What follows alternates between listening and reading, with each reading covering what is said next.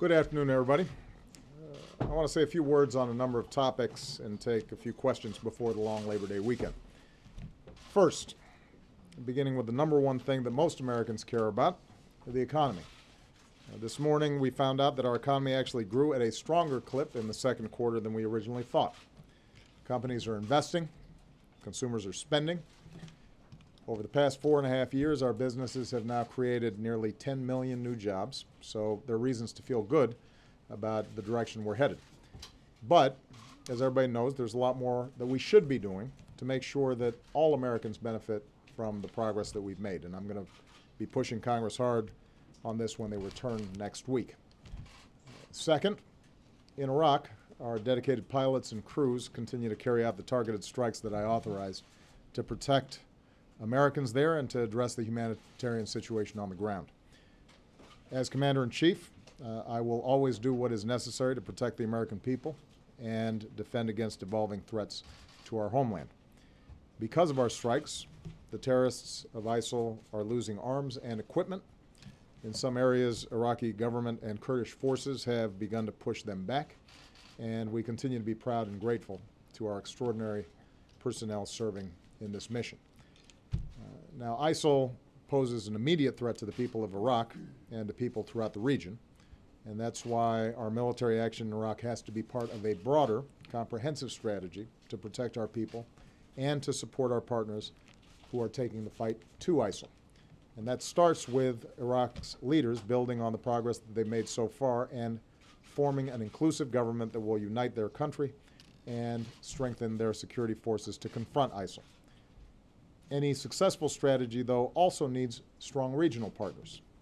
I'm encouraged so far that countries in the region, countries that don't always agree on many things, increasingly recognize the primacy of the threat that ISIL poses to all of them.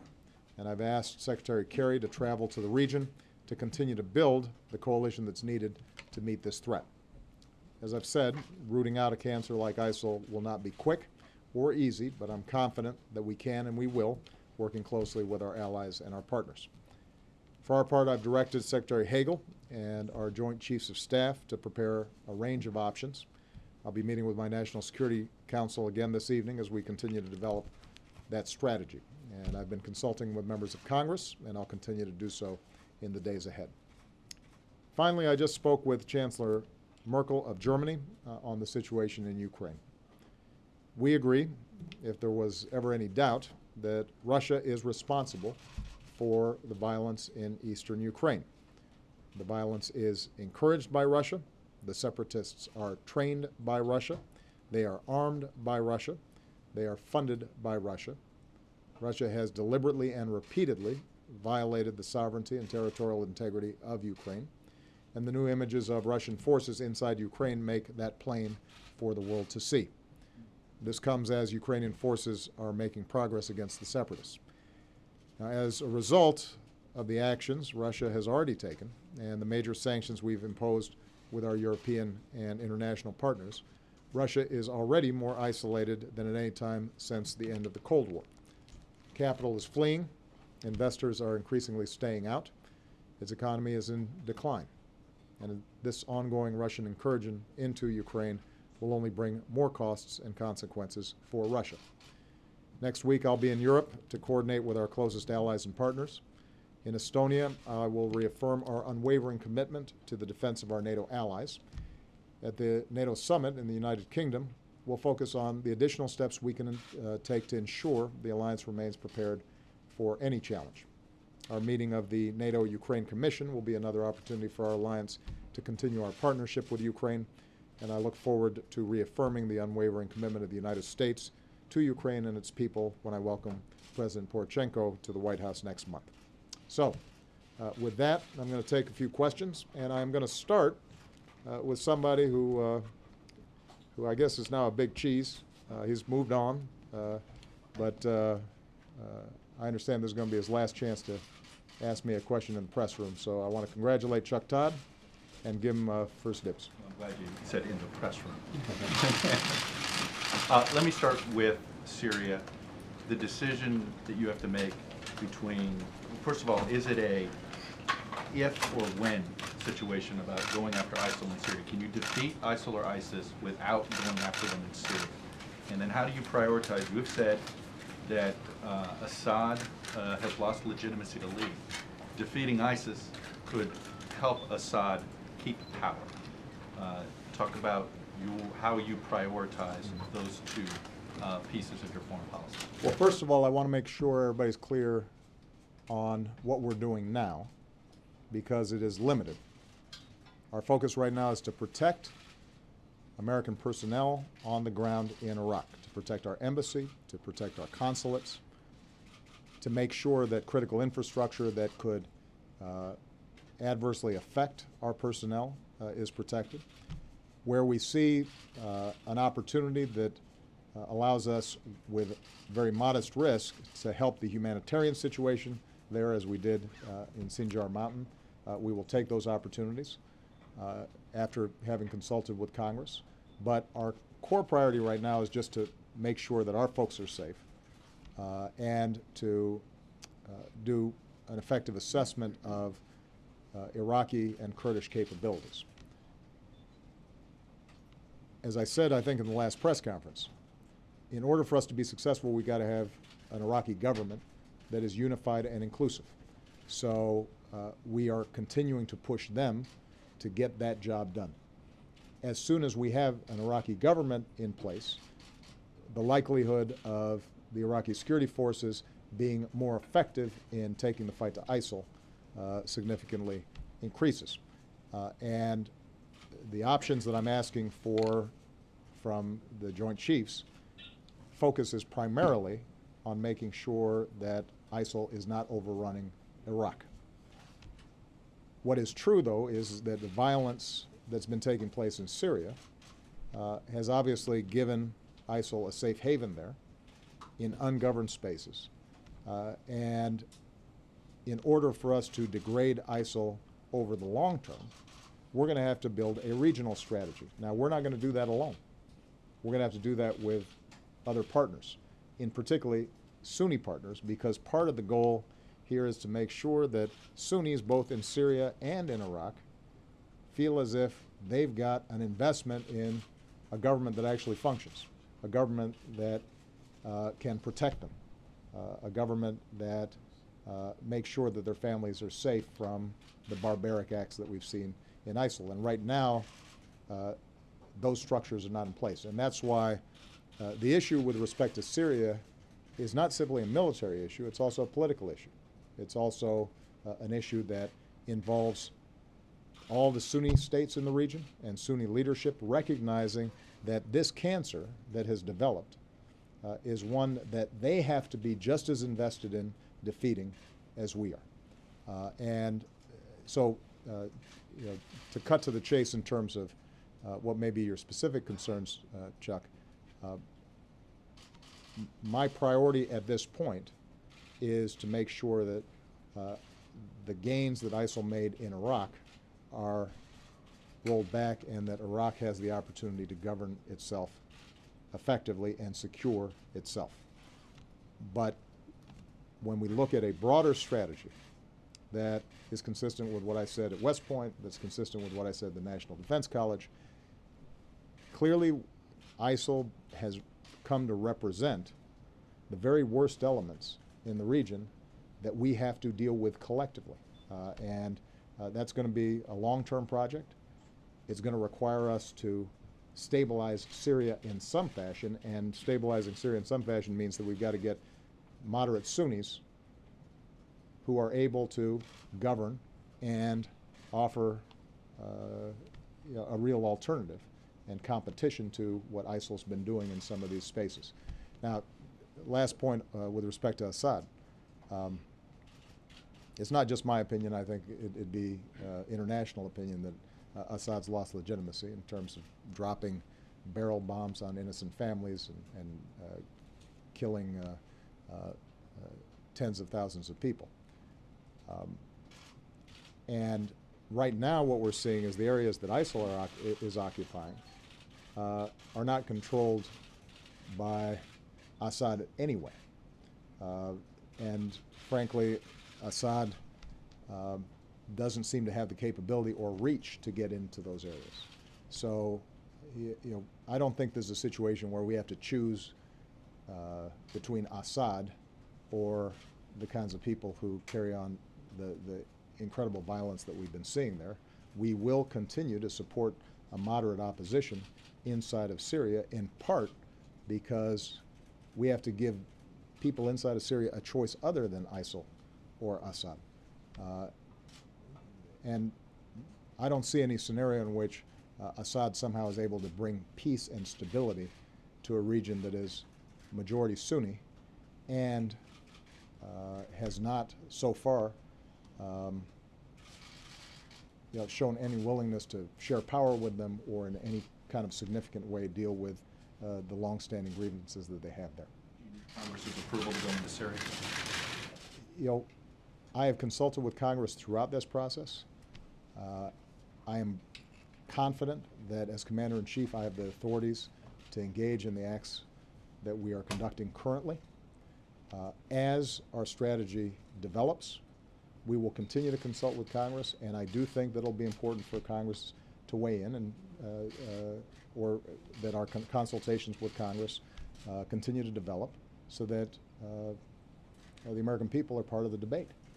But I don't want to put the cart before the horse. We don't have a strategy yet. I think what I've seen in some of the news reports suggests that folks are getting a little further ahead of where we're at than we currently are. And I think that's not just my assessment, but the assessment of our military as well. We need to make sure that we've got clear plans, that we're developing them. At that point, I will consult with Congress and make sure that their voices are heard. But there's no point in me asking for action on the part of Congress before I know exactly what it is that is going to be required for us to get the job done. All right. Colleen McCain Nelson. There you go. Do you consider today's escalation in Ukraine an invasion? And when you talk about additional costs to Russia, are you ready at this point to impose broader economic sanctions, or are you considering other responses that go beyond sanctions? I consider the actions that we've seen in the last week a continuation of what's been taking place for months now. As I said in my opening statement, there is no doubt that this is not a homegrown indigenous uprising in eastern Ukraine. The separatists are backed, trained, armed, financed by Russia. Throughout this process, we've seen deep Russian involvement in everything that they've done. I think in part because of the progress that you had seen by the Ukrainians around Donetsk and Luhansk. Russia determined that it had to be a little more overt in what it had already been doing. But it's not really a shift. What we have seen, though, is that President Putin and Russia have repeatedly passed by potential off-ramps to resolve this diplomatically. And so in our consultations with our European allies and partners, my expectation is that we will take additional steps, primarily because we have not seen any meaningful action on the part of Russia to actually try to resolve this in diplomatic fashion. And I think that the sanctions that we've already applied have been effective. Our intelligence shows that the Russians know they've been effective, even though it may not appear on Russian television. And I think there are ways for us to deepen or expand the scope of some of that work. But ultimately, I think what's important to recognize is the degree to which Russian decision-making is isolating Russia. They're doing this to themselves. And what I've been encouraged by is the degree to which our European partners recognize, even though they are bearing a cost in implementing these sanctions, they understand that a broader principle is at stake. And so I look forward to the consultations that we'll have when I see them next week. Okay. Zeke Miller. Thank you, Mr. President. There you go. Last year you said that you believe our democracy is stronger when the president acts with the support of Congress. In response to Chuck's question, you said you don't have a strategy yet, but you'll reconsider that going forward. But why didn't you go to Congress before this current round of strikes in Iraq? If do you not believe that that's the case anymore? What you said last year, and throughout your career, you've also said that you raised concerns with the expansion of powers with the executive. Are you concerned that your recent actions unilaterally have maybe cut against that? No, and here's why. It is not just part of my responsibility, but it is a sacred duty for me as Commander-in-Chief to protect the American people. And that requires me to act fast based on information I receive if an embassy of ours or a consulate of ours is being threatened. The decisions I made were based on very concrete assessments about the possibility that that Erbil might be overrun in the Kurdish region and that our consulate could be in danger. And I can't afford to wait in order to make sure that those folks are protected. But throughout this process, we've consulted closely with Congress, and the feedback I've gotten from Congress is that we're doing the right thing. Now, as we go forward, as I described to Chuck, and look at a broader regional strategy with an international coalition and partners to systematically degrade ISIL's capacity to engage in the terrible violence and disruptions that they've been engaging in, not just in Syria, not just in Iraq, but potentially elsewhere if we don't nip this at the bud, then those consultations with Congress for something that is longer term, I think, become more relevant. And it is my intention that Congress has to have some buy-in as representatives of the American people. And by the way, the American people need to hear what that strategy is. But as I said to Chuck, I don't want to put the cart before the horse. And in some of the media reports, the suggestion seems to have been that we're about to go full scale on an elaborate strategy for defeating ISIL. And the suggestion, I guess, has been that we'll start moving forward imminently, and somehow Congress, still out of town, is going to be left in the dark. That's not what's going to happen. We are going to continue to focus on protecting the American people. We're going to continue to, where we can, to engage in the sort of humanitarian acts that saved so many folks who were trapped on a mountain. We are going to work politically and diplomatically with folks in the region, and we're going to cobble together the kind of coalition that we need for a long-term strategy as soon as we are able to fit together the military, political, and economic components of that strategy. There will be a military aspect to that, and it's going to be important for Congress to know what that is, in part because it may cost some money. Okay, I'll just take a couple more. Yeah. Mr. President, do you regret not moving on ISIS earlier?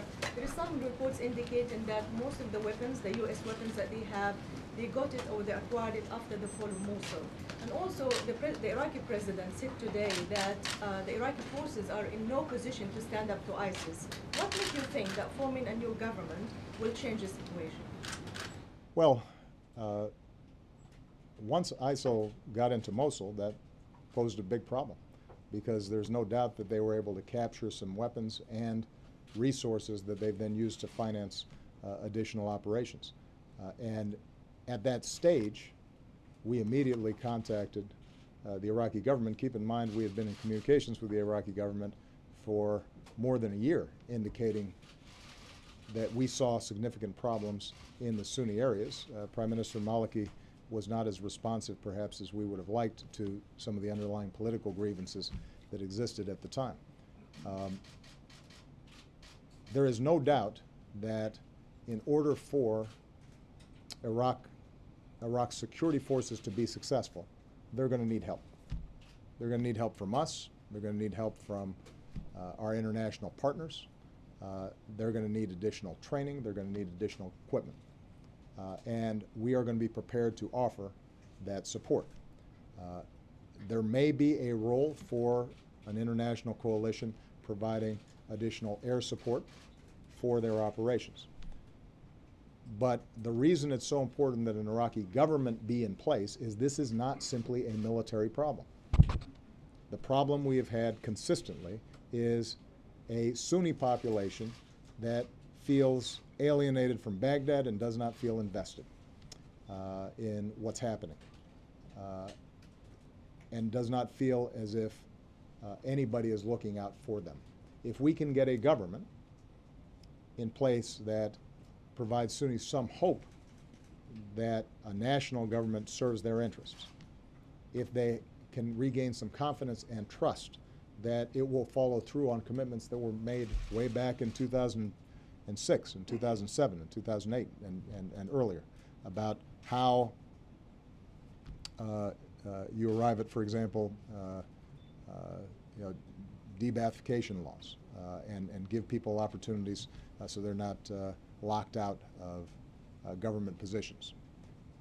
If those things are followed through on and we are able to combine it with a sound military strategy, then I think we can be successful. If we can't, then the idea that the United States or any outside power would perpetually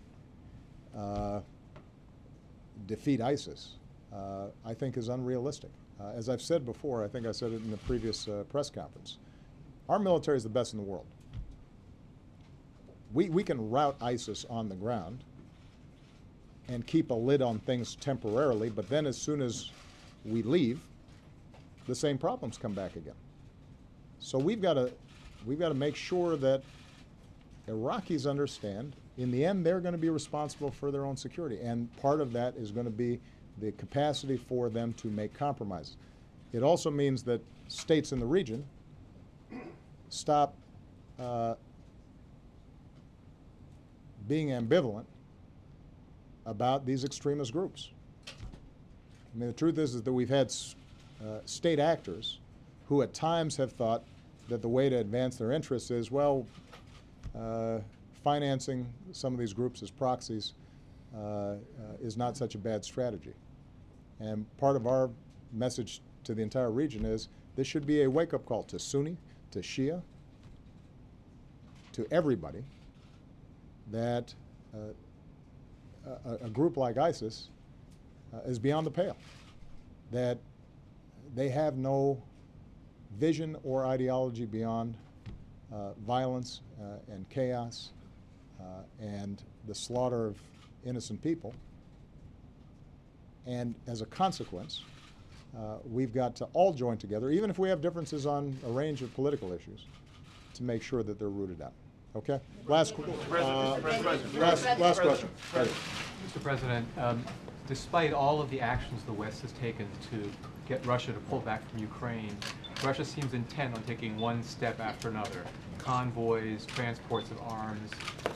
At what point do sanctions no longer work? Would you envisage the possibility of the necessity of military action to get Russia to pull back from Ukraine? We are not taking military action to solve the Ukrainian problem. What we're doing is to mobilize the international community to apply pressure on Russia. But I think it is very important to recognize that a military solution to this problem is not going to be forthcoming. Now, the fact that Russia has taken these actions in violation of the sovereignty and territorial integrity of the Ukrainians has resulted, I believe, in a weakening of Russia, not a strengthening of Russia. That may not be apparent immediately, but I think it will become increasingly apparent. What it's also done is isolated Russia from its trading partners, its commercial partners, international business, in ways that I think are going to be very difficult to recover from. And we will continue to stand firm with our allies and partners that what is happening is wrong, that there is a solution that allows Ukraine and Russia to live peacefully. But it is not in the cards for us to see a military confrontation between Russia and the United States in this region. Keep in mind, however, that I'm about to go to a NATO conference. Ukraine is not a member of NATO, but a number of those states that are close by are. And we take our Article 5 commitments to defend each other very seriously. And that includes the smallest NATO member as well as the largest NATO member. And so part of the reason I think this NATO meeting is going to be so important is to refocus attention on the critical function that NATO plays, to make sure that every country is contributing in order to deliver on the promise of our Article 5 assurances. Part of the reason I'll be going to Estonia is to let the Estonians know that we mean what we say with respect to our treaty obligations. We don't have those treaty obligations with Ukraine. We do, however, stand shoulder to shoulder with them, and we're doing not just a lot of work diplomatically, but also financially in order to make sure that they have the best chance at dealing with what is admittedly a very difficult situation. About sending arms to the All right. Ukrainians. Okay. Thank you very much. Thank you, guys.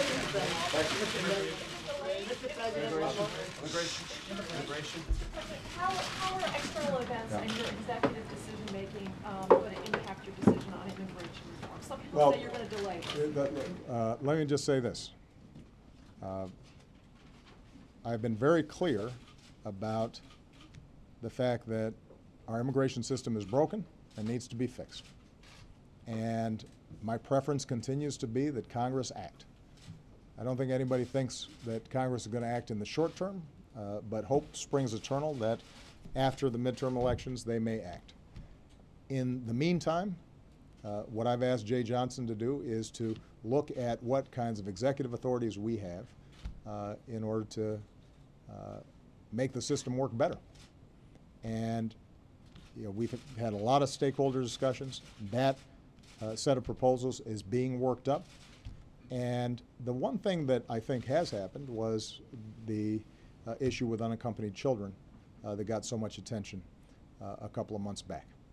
And part of the reason that was important was not because that represented a huge unprecedented surge in overall immigration at the border, but I do think that it changed the perception of the American people about what's happening at the borders. And so one of the things we've have had to do is to work through systematically to make sure that that specific problem in a fairly defined area of the border, that we're starting to deal with that in a serious way. And the good news is we've started to make some progress. I mean, what we've seen so far is that throughout the summer, the number of apprehensions have been decreasing. Maybe that's counterintuitive, but that's a good thing because that means that fewer folks are coming across. The number of apprehensions in August are down from July, and they're actually lower than they were August of last year. Apprehensions in July were half of what they were in June. So we're seeing a significant downward trend in terms of these unaccompanied children. And what that, I think, allows us to do is to make sure that those kids are being taken care of properly with due process. At the same time, it's allowed us to then engage in a broader conversation about what we need to do to get more resources down at the border. It would have been helped along if Congress had voted for the supplemental that I asked for. They did not. That means we've got to make some administrative choices and executive choices about, for example, getting more immigration judges down there. So that has kept us busy, but it has not stopped the process of looking more broadly about how do we get a smarter immigration system in place while we're waiting for Congress to act. And it continues to be my belief that if I can't see congressional action, that I need to do at least what I can in order to make the system work better.